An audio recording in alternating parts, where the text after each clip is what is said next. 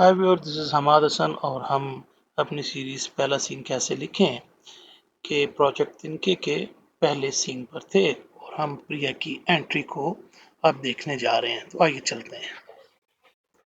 अब उसकी बीवी प्रिया 30, वो जो है उसमें देखें, जब आप करेक्टर लिख रहे होते हैं ना, एक दो आप वर्ड ज़रूर लिखा करेंगे जिसमें हमें पता चले कि वो क्या है। तो मैंने कहा वो प्रैक्टिकल है, ठीक है ना, प्रैक्टिकल है, केयरिंग है, और वो दरवाजे के साथ खड़ी उसको देख रही है। तो प्रैक्टिकल करने से यहाँ पर देने से मुराद यह है कि वो कोई ऐसी खातून नहीं है, कोई ऐसी औरत नहीं है सब कुछ ही किसी पर डिपेंड करके चल रही हो, यानी कि वो प्रैक्टिकल है तो वो खुद भी बहुत कुछ कर सकती है।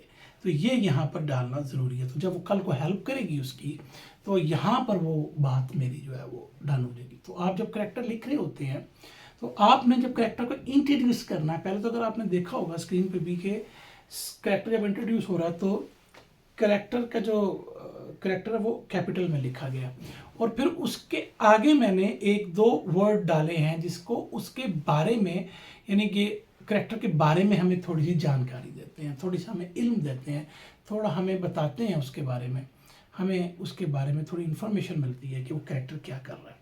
वो कहती है मैं देख रही हूँ तुम इस प्लांट पर कुछ ज़्यादा ही टाइम दे रहे हो, और वो क्यूरियस है थोड़ी सी। तो इस जुमले में कोई इतनी बड़ी बात नहीं है, लेकिन आगे समझ में आएगी। राजेश ऊपर देखता है और उसके चेहरे पे एक स्माइल है, और वो कहता है कि ये सिर्फ प्लांट नहीं है प्रिया। तो प्रिया यहां पर डाला ताकि पता लग जाए कि इस लड़की का नाम क्या है।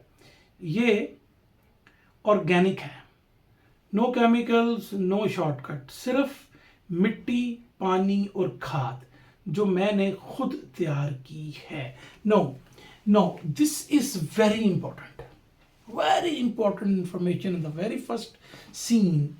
हम डिमली लिट से स्टार्ट हुए हैं, लैंप पर आए हैं, प्लांट दिखाया है, फ्रूट दिखा के होप दिखाई है, होप दिखा के वो बोलता भी है तुम्हें तो मेरी उम्मीद हो, लेकिन उसको मैंने जोड़ा है फ्रूट के साथ। यानी खाली मैं प्लांट भी दिखा सकता है, लेकिन मुझे फ्रूट छोटा सा उसके अंदर है, तो उस जुमले के साथ वो रेजोनेट कर रहा है। एक बात है कि दूसरी बात, जब मैंने प्रिया को दिखाया उसको देख रही है, हमने कहा वो प्रैक्टिकल खातून है, 30s में होगी, और वो कहती मुझे लगता है तुमको ज़्यादा ही नहीं टाइम देना शुरू हो गया। मीन्स कि वो अपने इन वक्तों में भी प्लांट का काम कर रहा है, यानी कि ये नहीं उसने तकरीबन छोड़ दिया हर चीज, नहीं, उसने घर में छोटा मोटा कोई करता रहता है, फिर गमला लगा लिया, कोई पौधा लगा लिया। तो इट मीन्स कि is not fully disconnected with it. तो ये बड़ी इंपॉर्टेंट थी, और यही मैंने कहा था कि सीन्स मुझे क्यों ऊपर लिखने पड़ गए, इसलिए कि ये मुझे वो माहौल बनाना था, वो बन नहीं रहा था। तो वो फिर मैंने सोचा इसको मैं पीछे जाके दो सीन डालूं जो कि मुझे इसके साथ कनेक्ट कर दें और वो इमोशनली कनेक्शन कर दें। तो वो क्या कहता है कि ये खाद मैंने खुद बनाई है, इसमें कोई केमिकल नहीं है। तो आर्टिफिशियल इंटेलिजेंस को मैं चपेड़ मार रहा हूं। दूसरी तरफ मैं ये बता रहा हूं कि ये जो भी है, यानी कहने का मतलब है कि कोई कोई बिल्कुल ही कोई नालायक इंसान नहीं है, मतलब ही कैन इन्वेंट थिंग्स। तो उसने कहा मैंने खाद खुद बनाई है, वो उसकी हम डिटेल में नहीं जाएंगे खाद कैसे उसने बनाई, but he can do it. तो वो ये बता रहा है, तो इसका कोई केमिकल नहीं। तो वो एक बड़ा इंपॉर्टेंट है कि कल को ये काम करने जोगा है बंदा, ये कोई डिफरेंट चीज कर सकता है, कोई इनोवेट कर सकता है अदर देन आर्टिफिशियल इंटेलिजेंस। कहती कैसी खाद, कहता है ये सीक्रेट है। लेकिन ये जो बात मैंने फर्स्ट, अब ये जो सीक्रेट है ये हम एंड में जाके बताएंगे वो सीक्रेट क्या है, मैं आपको एंड में बताऊंगा। That is a pure scientific काम किया उस बंदे ने, और मैं आपको बताऊंगा। और वो ये जो ऑर्गेनिक का काम करते हैं उनको बड़ा इस चीज़ का पता है, लेकिन एक ऐसे बंदे के लिए जो कि डिस्कनेक्ट हो चुका हुआ है लार्जली इस सारे से, तो वो थोड़ा बहुत ऐसे काम बीच में करता हुआ दिखाया गया है कि जो उसको फिर उस तरफ ले जाएगा, और उसकी इन्वेंशन या उसके दिमाग एक्टिव है उसका, तो वो दिखाया गया यहाँ पर। तो कोई डल इंसान नहीं है। तो फर्स्ट सीन हमें ये बता रहा है। तो वो लड़की क्या कहती है, कहती है तो ठीक है, पर इससे हमें क्या लेना देना राजेश। तो the first time we get to know his names Rajesh. तो वो ये कहता है मुझे इसमें मज़ा आता है। तो इसमें मज़ा आता है मीन्स कि नहीं है वो कोई इससे इस सारे मामले से भी हटा नहीं है, वो है कनेक्टेड।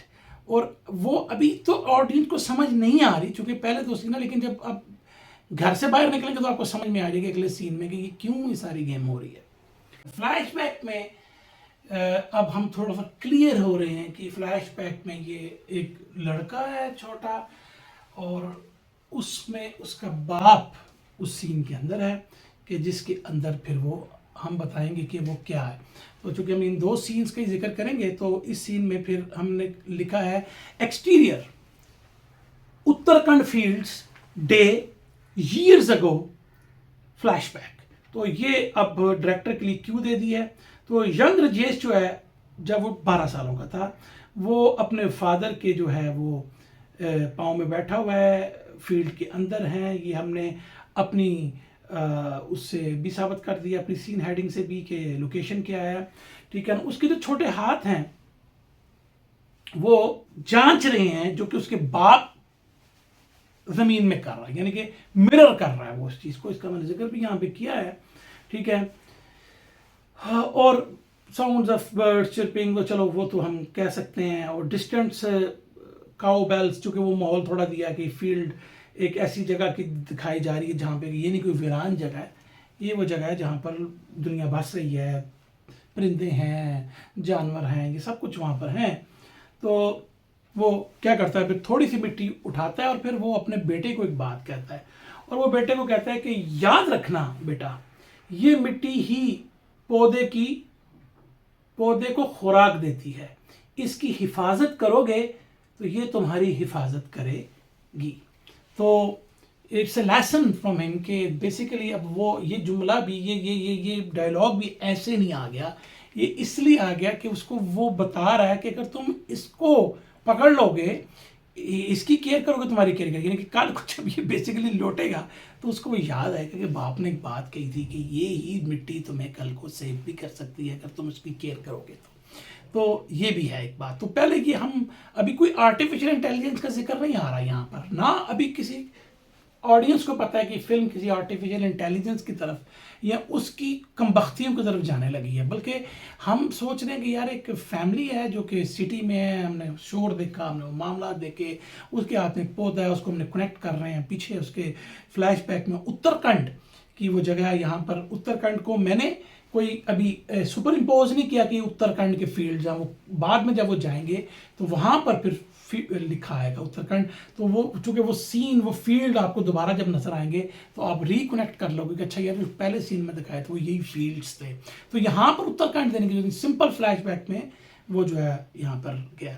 तो राजेश जो है वो सारा लाता है, और his face lit with admiration, his father places a small sapling into the hole that, यानी कि वो जो सैपलिंग होती है, जो आप क्यारी की तरह उसको डालते हैं ना, वो तो वो लगा रहा है, ठीक है ना। तो और फिर वो उसके साथ ही मदद कर रहा है, अपने बाप के साथ ही, तो वो करते हैं। और फिर बाप बात जारी रखते हो, कहते हैं एक अच्छा किसान अपनी ज़मीन को सुनता है राजेश, यानी कि ये अगर आप देखो तो एक ड्रामेटिक बात है, सुनना, क्योंकि एक अच्छा किसान अपनी ज़मीन को सुनता है। It's not an ordinary dialogue, इस दिन में मेरी बात रखिएगा। मैं इन सीन्स के बारे में आपको कुछ फिलोसफिकल चीज़ें भी बताऊंगा, लेकिन आज के लेक्चर में मैं इतना नहीं कर रहा, कि आज मैं आपको सिर्फ ये पहला जो हमारे सीन्स है 2-3 वो आपको बताऊंगा, फिर उसके बाद हम आगे चलेंगे, ठीक है। और उसने कहा कि इनको हमेशा सुनना चाहिए, यानी कि ज़मीन बोलती है तुम्हारे साथ, you play with it, they will going to answer you, they will going to listen and then will answer you, ठीक है ना। तो अब वो जो यंग राजेश वो कहता है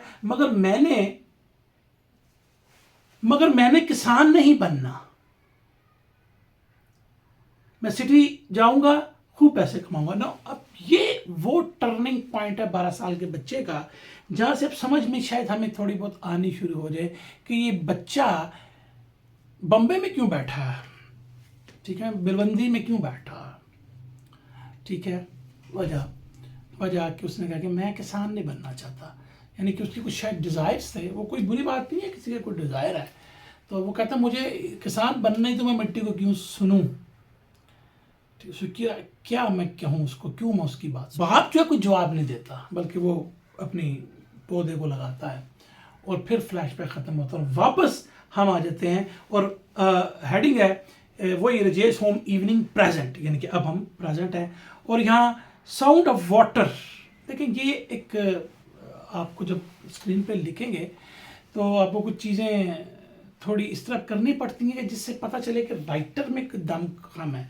मैंने मतलब ना भी लिखूँ तो कुछ नहीं है, लेकिन मैंने क्या जुमला लिखा है यहाँ पे, the sound of water transition back to the present where Rajesh pours the last bit of water onto the plant in his small clay pot। तो वो पानी वहां पर भी पौधा लग रहा था, तो एक ट्रांजिशन को स्मूथ लेके आऊं, पानी वहां पर भी टिप टिप कर रहा था, यहाँ भी टिप टिप करता हुआ ट्रांजिशन को मैंने फ्लैशबैक से अब यहाँ पर ले आया हूँ और वो भी अपना पानी जो है अपने पौधे में डालता है। प्रिया उसको थोड़ी देर देखती है वो क्या कर रहा है, फिर उसको आके उसके शोल्डर पे पैट करती है, यानी कि थपकी देती है कि वो एक उम्मीद से है कम से कम। वो कहती है शायद तुम सही कह रहे हो, आर्ट तो आर्ट होता है, कुछ भी काम आ सकता है। अब ये वो हम फ्यूचर के साथ अटैच कर रहे हैं कि कुछ भी आर्ट आर्ट होता है। अगर तुमने कोई नई खाद बना ली है या तुमने कुछ खुद बनाया तो आर्ट, तो ये एक आर्ट ही है। तो artificial intelligence pure science, art का वर्ड यूज किया मैंने यहाँ पे, आर्ट अगेन ए कॉन्फ्लिक्ट। तो आर्ट आर्ट होता है, कहीं भी काम आ सकता है, ये उसने कहा है। और फिर वो चली जाती है उसको छोड़ के और वो वहाँ पर बैठा रहता है, ठीक है। और फिर डायरेक्टर के लिए एक पॉइंट है कि कैमरा पुल बैक करता है, क्ले पॉट जो होता है वो सिर्फ उस पर चला जाता है कि स्टार्क कंट्रास्ट है होप का, ठीक है ना। तो वो क्या है कि पौधा में वो जो फ्रूट है वो होप है और अदरवाइज हमारा कमरा तकरीबन जो है वो डार्क है, कि आसपास तो सारा कुछ जो है वो गंभीर है, मुश्किल है, कठिन है, लेकिन वो पौधा जो होप है वो होप ही बेसिकली इंसान की चीज होती है। तो ये वो सीन है और यहां से कट करके फिर हम जाएंगे मिल के अंदर, टेक्सटाइल मिल के अंदर नेक्स्ट डे पे, और ये हम बाद में बात करेंगे। तो इन दो सीन्स पर जो है, 3 सीन्स ऑलमोस्ट है इसमें, तो इसमें हमने थोड़ा सा जिक्र कर लिया आपसे। तो इसमें बहुत सारी चीज़ें जो है आपको समझ में आई होंगी कि क्यों सारा कुछ ऐसा खेला गया, और मैंने आपको वजह भी बताई कि असल में ये पहले सीन में लिखे गए थे।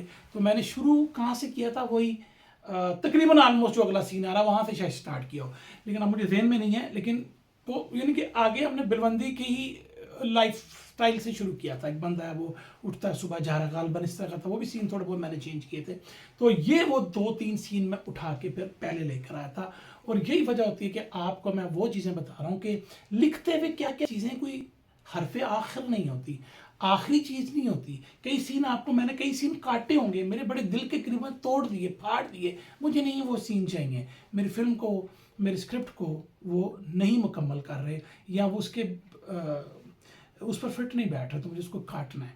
तो ये चीज़ें आपको भी अपने जहन में रखनी है। तो मैं आपसे अगेन ये रिक्वेस्ट करूँगा, kindly subscribe to my channel, और फेसबुक के पेज को भी जाके आपने लाइक करना है, और वहाँ पर आपने जो है कमेंट भी देना है। बहुत बहुत शुक्रिया, मिलते हैं बहुत जल्द नए लेक्चर में। Thank you very much.